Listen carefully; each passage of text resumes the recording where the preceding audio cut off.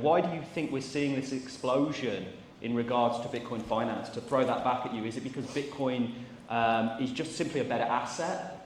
Why do you think we're seeing this kind of real embrace of Bitcoin in the financial world? It's the only thing that so far is so big that people don't think it will take a lot for it to fail, that some regulatory clarity could be made around it.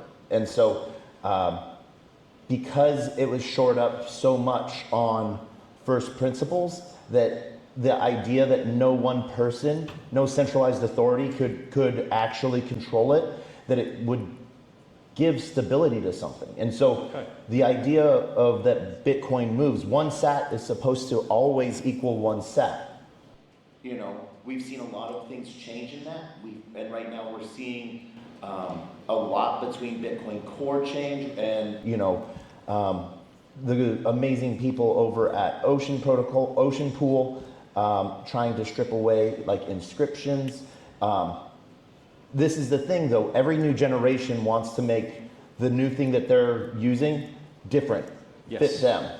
Rather than, and that's one of the scary things to me is like, there's that whole ship building process.